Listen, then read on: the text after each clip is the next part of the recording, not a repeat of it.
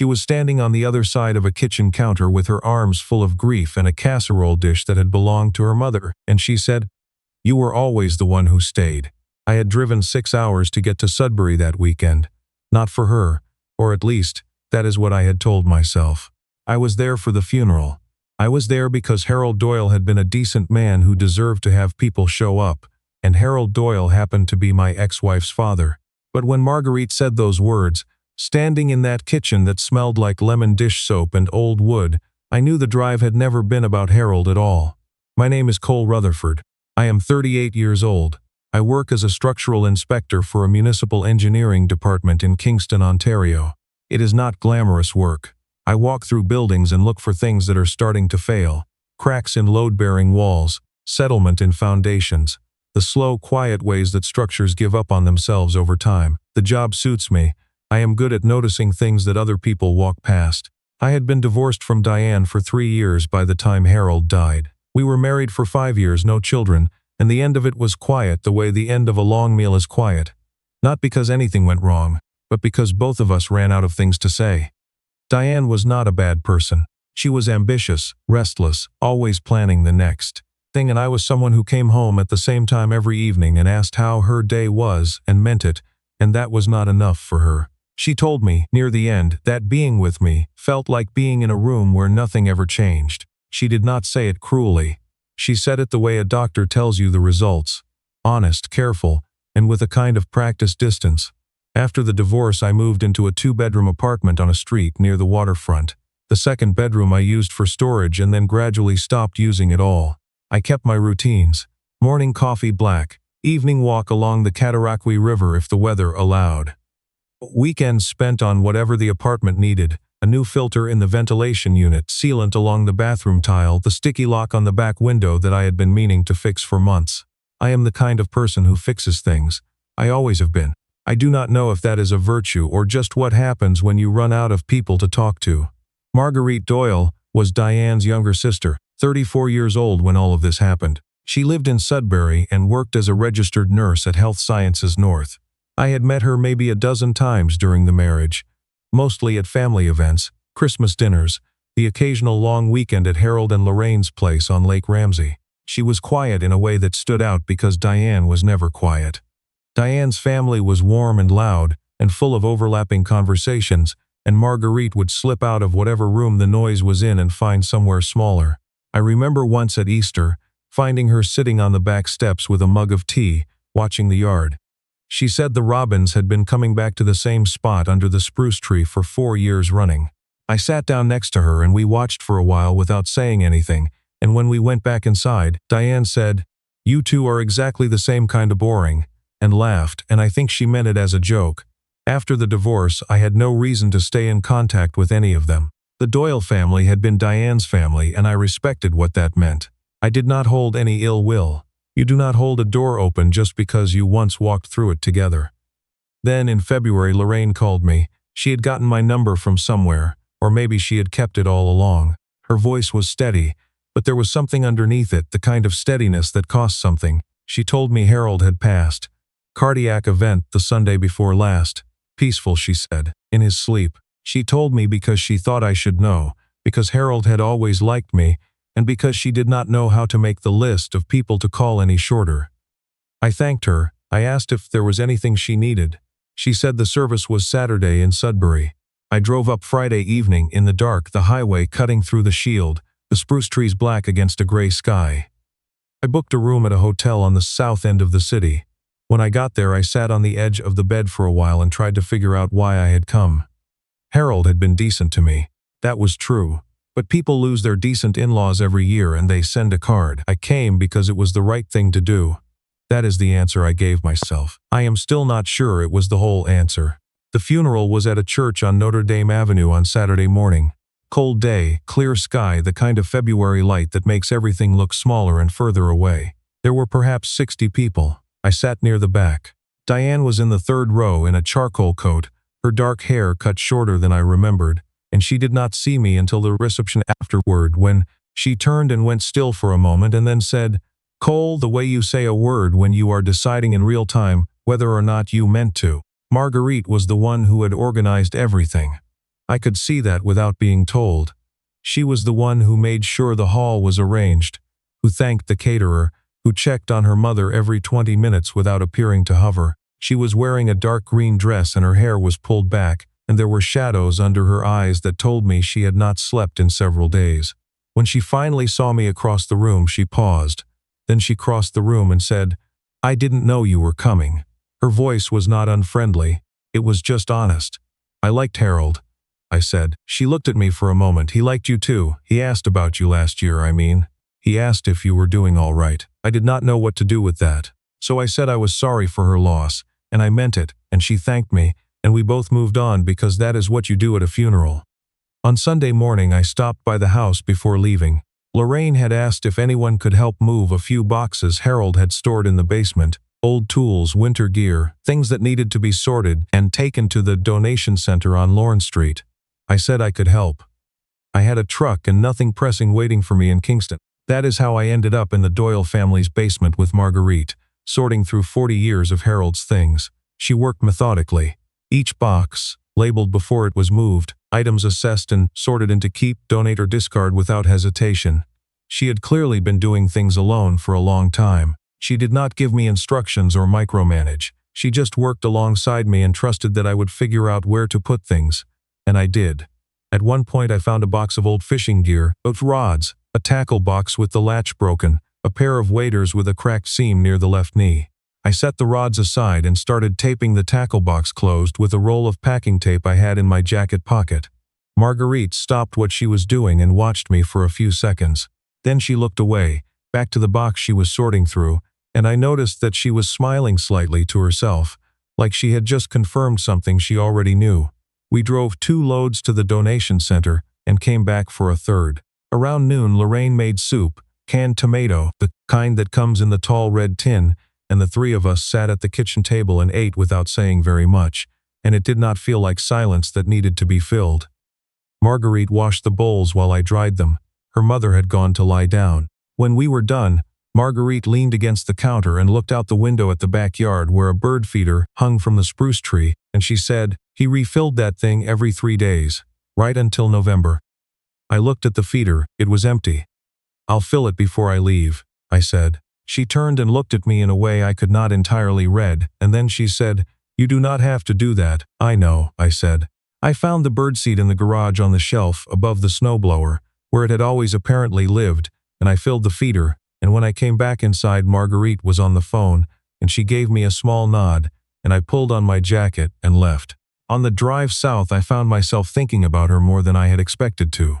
Not in any romantic sense I could have named clearly. More the way you find yourself thinking about a conversation that said more than the words in it. The way she had smiled when I fixed the tackle box. The way she had looked at the empty bird feeder like it was a thing that had lost something. I told myself it was just grief proximity. You spend a day like that with someone and you absorb some of what they are carrying. It did not mean anything more than basic human decency. I was wrong about that, but I did not know it yet. I had no reason to contact Marguerite after that. She lived 6 hours away. She was my ex-wife's sister. The door I had come through had been closed for 3 years, and I had been the one to quietly walk away from it. So I went back to Kingston, and I went back to my routines, and I tried not to think about the way she said not have to do that, not as a dismissal but as genuine surprise that someone would think to. 3 weeks later she texted me. The text said, "There's a crack in the south wall of my mom's basement. I don't know if it's structural or just settlement." I didn't know who else to ask. I looked at my phone for a while, then I typed back, "Send me a photo." She sent 3 clean, well-lit photos taken from multiple angles. The crack ran diagonally from the upper corner of the window frame toward the floor, about a meter long, tapering as it went. I could see it was plaster over concrete block, and the pattern of the crack told me something. I asked a few questions. How old is the house? Has there been any water intrusion near the base? Has the door in that corner been sticking recently? She answered all of them in full sentences, clearly and without drama. I told her it looked like thermal settlement, common in houses that age in the clay belt soils around Sudbury, and that I would want to look at it in person before I said anything definitive, but that it was almost certainly cosmetic. I told her what to tell a local contractor if she wanted a second opinion. She said, "Thank you, I really appreciate this. Then after a pause, "How are you doing?" I told her I was fine. She said she was glad, and then the conversation ended, the way text conversations do, not with a goodbye but with a silence that just keeps going. But something had shifted, not in any dramatic way, more like a draft you notice when a door opens in another room. Over the next month we texted occasionally. She would send a question about the house, I would answer it. Then one of us would ask how the other was doing, and we would exchange a few lines before it tapered off. The conversations were practical on the surface and something else underneath, though I would not have been able to say what that something else was. In April she called instead of texting. She was dealing with a question about the permits for a small addition her mother wanted to build on the back of the house, and she needed someone who understood the process. I walked her through it. We were on the phone for 40 minutes. When we had covered everything she needed to know, there was a pause, and then she said, "I keep thinking about what you said at the funeral. That you liked him." I did. He said you were the most honest person Diane ever brought home. He said that was probably why it did not work out. I did not say anything for a moment. "I think he was right," I said finally. Another pause. Then she said quietly, "I think so too." After I hung up, I sat in my apartment for a while with the lights off, listening to the sound of ice breaking up on the river below the window. It was a sound I had always liked, the slow, reluctant way winter gives up its hold on things.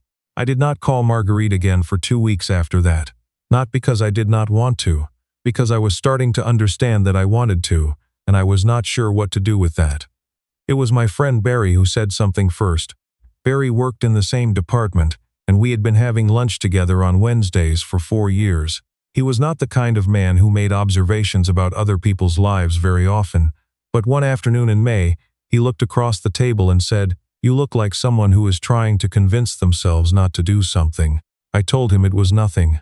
He nodded slowly. "Your ex's family?" I had mentioned Marguerite in passing a few weeks earlier just to explain the house calls. I had not said anything more than the facts. "Her sister," I said. Barry was quiet for a while. Then he said, "How long has it been since the divorce?" 3 years. "And Diane remarried?" "Engaged," I said, "last fall." Barry picked up his sandwich. "Then I'm not sure what you're waiting for," he said, and left it at that. The call from Diane came in June. She had heard from her mother that we had been in contact. Her voice was different from the last time I had spoken to her, tighter, more controlled, with the particular quality of someone managing a feeling they have decided not to examine too closely. "I'm not calling to start anything," she said. "I just want to know what's going on between you and Marguerite." I told her the truth. I had helped with the house. We had been in contact occasionally. Nothing had happened. She was quiet for a moment. Then she said, "Marguerite has a history of this kind of thing. Getting attached to people who aren't available to her. It's a pattern. I'm telling you that as a courtesy." I knew Diane. I had been married to her for 5 years. I knew the difference between her genuine concern voice and her strategic concern voice, and this was the second one. But I also knew she was not entirely wrong that her words would land, because they did. Not because I believed the framing, but because doubt is sticky, and she knew exactly where to apply it. I was cooler the next time Marguerite and I talked. Not cold, just half a step back from where I had been. I answered her questions and I did not ask how she was doing, and I ended the call a few minutes sooner than I needed to. It was a small change, the kind measured in degrees rather than distance, but she noticed it. I know that now. I think I knew it then. She did not say anything about it. She just became slightly more careful with me, shorter texts, more time before she replied. The conversation started to feel like something that was folding up slowly, quietly, the way a market stall closes at the end of the day, not dramatically, just thoughtfully, piece by piece. And then Diane came to Sudbury. She drove up in late June, without telling either of us. She called Marguerite and said she wanted to see their mother. That was true. But she also showed up at the house on a Saturday afternoon, when she knew I would be there, because Lorraine had mentioned I was coming up to finally look at the basement wall in person. When I walked into the kitchen, Diane was already there, sitting at the table with a cup of coffee, and the expression on her face when she saw me was something she had not fully prepared for. A flicker. Gone in half a second. Lorraine looked between us and made an excuse about checking on something upstairs. Marguerite came in from the backyard and went still when she saw us both in the room. Diane set her mug down. She did not waste time on preamble. She looked at Marguerite and said, in a voice that was measured and careful and very precisely aimed, "Tell him, Marguerite. Go ahead. Tell Cole you started requesting shifts in Kingston 3 years ago. Tell him that the nursing travel pool application you put in wasn't really about career advancement. Tell him you asked Mom about him at Christmas last year and at Thanksgiving the year before. Every word was true.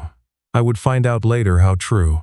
But Diane was using the truth the way you use a key not to open something but to lock it, to steal the narrative, to make Marguerite's quiet, patient, faithful attention look like something calculated and wrong.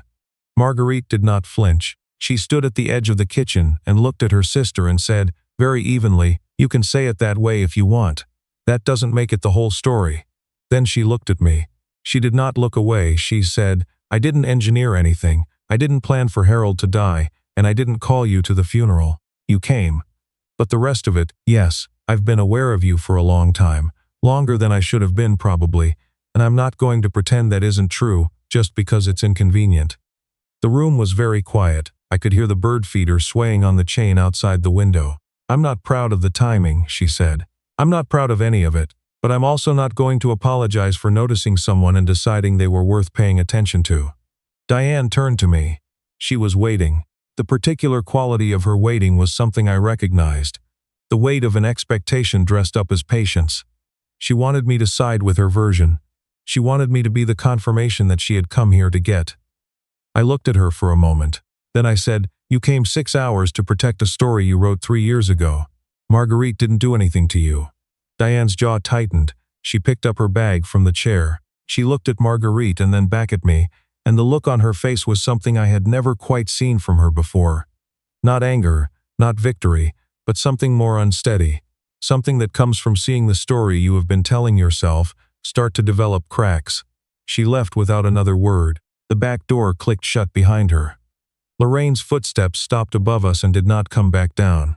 Marguerite stood in the kitchen with her arms at her sides, and her face had the look of someone who had just said something they had spent years figuring out how to say and was not sure yet whether it had landed correctly.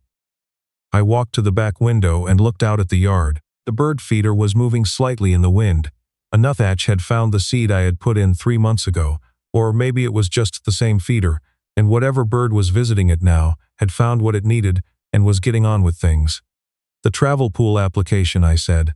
"Kingston specifically?" She was quiet for a few seconds. "Yes, January. 2 years ago." A pause. "Before the funeral, before I texted you about the wall." I turned around. She was still standing in the same place, not moving, her hands loose at her sides. "The night of Harold's funeral reception," she said, "you went out to the garage and found the birdseed and filled the feeder and came back inside and said nothing about it. You didn't bring it up at lunch, didn't mention it to my mother, you just did it and moved on." She looked at the window, then back at me. "I've been thinking about that since February." I did not say anything. "I know this is strange," she said. "I know it's a lot, and I know you probably need time to think, and I'm not asking for anything right now. I needed you to know it was real, that it was never a scheme. It was just a person paying attention to someone for a long time and not knowing what to do with it." I looked at her for a long moment. Then I walked over to the counter and looked at the windowsill, where a small framed photo sat that I had not noticed before. It was old, the kind taken with a disposable camera, overexposed at the edges. In it, a family was sitting around a table at what looked like a summer celebration. I was in the photo. Diane was next to me. On the far end of the table, half out of the frame, was a younger Marguerite looking somewhere else entirely. I picked it up. "When was this?" "Canada Day," she said. 7 years ago. First summer you and Diane were together." I set the photo back down. "I'm going to look at the wall now," I said. She blinked. "Okay, and then I'd like to have dinner, if that's something you want." She looked at me for a long time. Her expression was not relief exactly.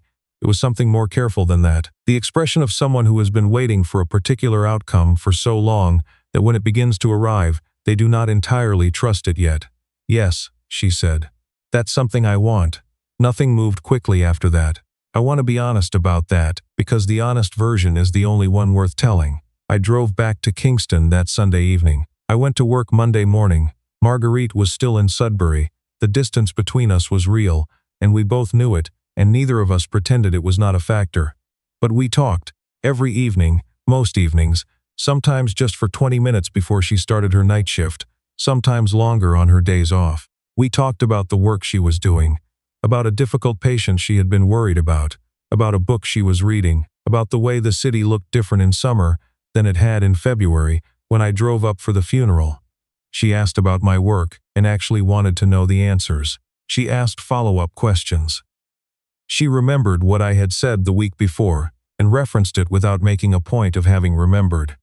I started to understand what it felt like to be known by someone who had been paying attention before you knew you were being watched. In September, she accepted the transfer to Kingston. The posting she had applied for 2 years earlier had come through, a position at Kingston Health Sciences Center, Emergency Department. She found an apartment on a street 10 minutes from mine. I helped her move on a Saturday in early October, cold and clear, the maples along the street turning amber and rust. She owned very little, the way people do when they have spent years making themselves portable just in case. When we carried in the last box, kitchen things wrapped carefully in dish towels, I noticed something tucked inside a ceramic bowl, wrapped so it would not break. A small framed photo, same disposable camera quality, same overexposed edges. I unwrapped it and looked at it. It was the same Canada Day image I had found on the kitchen windowsill in Sudbury. Same table, same people, same Marguerite half out of frame. I held it for a moment. Then I set it on the counter. I did not say anything. Marguerite came in from the hallway and saw me looking at it. She started to reach for it, not roughly, just quickly, the way you reach for something private when someone finds it before you are ready. I moved my hand to cover hers before she picked it up. "Keep it out," I said. She looked at me. "Put it somewhere you can see it," I said. She was quiet for a moment. Then she took the photo and put it on the windowsill above the kitchen sink, next to the dish soap and a small potted herb she had brought from Sudbury that was still managing to live. Diane called once more, about a month after the move. Her voice was different again, flatter, resigned, or something like it. She asked if Marguerite and I were serious. "Yes," I said. She breathed out slowly, then "I think I knew this would happen. I think I knew it for longer than I want to admit." She paused. "Take care of her, Cole. She doesn't let people in easily." I thanked her, and I meant it more than I expected to. A year and a half have passed since that February drive through the Shield. The apartment on the 10th floor of Marguerite's building has 2 people in it now. Technically 2 separate apartments, but the way they are lived in has made that distinction mostly academic. Her books and my books share shelves. Her good knife is in my kitchen because the light is better there in the morning. My spare work boots are by her door. Neither of us ever sat down and defined what we were. We did not need to. Some structures do not need to be declared. They just have to be load-bearing. And you know they are holding when nothing shifts underfoot. Last week I was fixing a bracket on her bookshelf. Same problem as always, the left side coming loose from the wall, a screw that had been pulling free from the drywall anchor for months. I found a longer screw in the kit I keep in the hall closet and fixed it properly this time. When I finished and stood up, Marguerite was leaning in the doorway watching me. She had a mug of tea in both hands, the ceramic kind with the chip on the rim that she refuses to replace. "You always use the level even for small jobs," she said. I looked at her. "How do you know that?" She smiled into her mug. "I notice things." I put the level back in the kit. I did not say anything more. But I stood there for a moment in the light from the hallway, and I thought about Harold refilling a bird feeder every 3 days right up until November. About the way some people do the quiet, consistent work without needing anyone to notice, and how once in a while, against the odds, someone is paying attention the whole time. The photo is still on the windowsill in her kitchen. Canada Day 7 years ago. Marguerite half out of frame, looking somewhere that is not the camera. I know now where she was looking.